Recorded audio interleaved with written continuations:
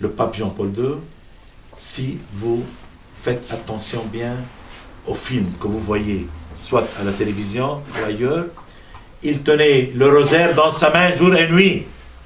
Même durant les réunions, durant les synodes, dans sa voiture papale, là où il allait, le rosaire était toujours dans sa main et il priait même durant les discussions.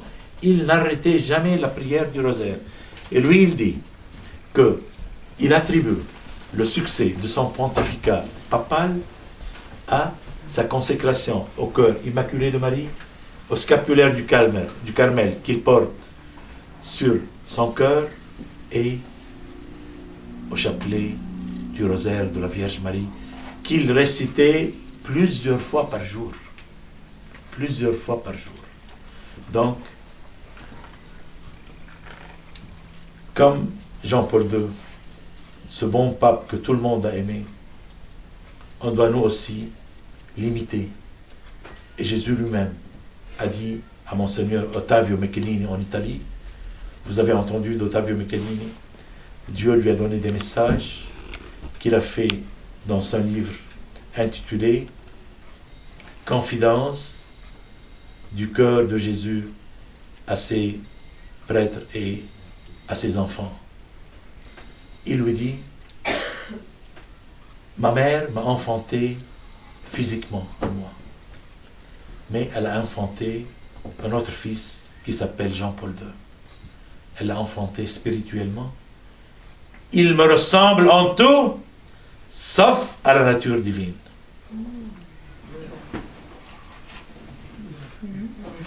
Vous croyez qu'il a dit ça? Hein?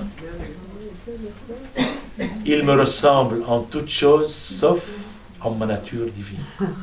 Il a été un alter Christus, comme le dit Saint Paul. Chacun de nous doit devenir un autre Christ. Saint François d'Assise, on l'a appelé aussi alter Christus. N'est-ce pas, mon père? Oui.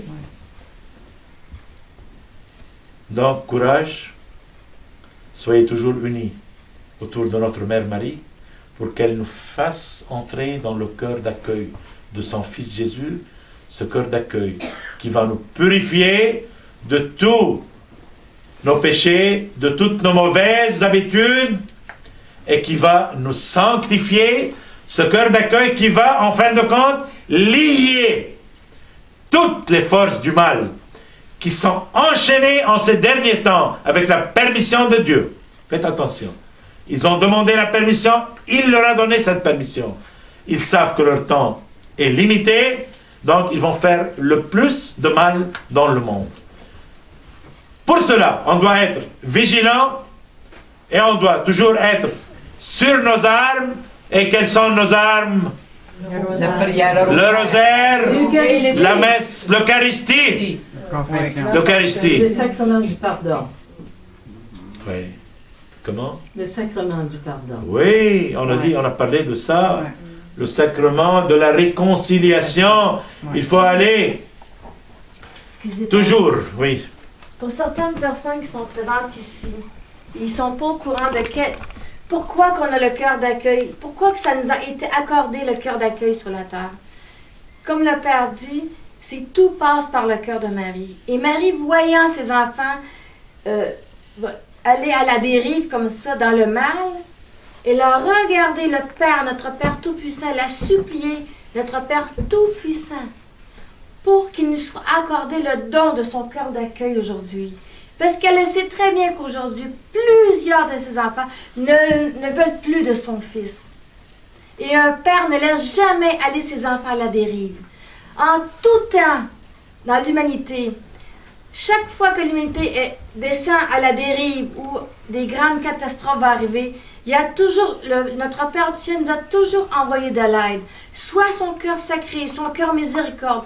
Et aujourd'hui, il vient nous visiter dans la puissance de son cœur d'accueil, car seul son accueil est pur.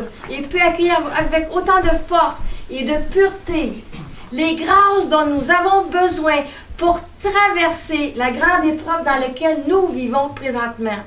Car si ces enfants ne sont pas libérés ou délivrés, comment pourront-ils reconnaître leur vrai Dieu, celui qui les a créés par amour et pour l'amour?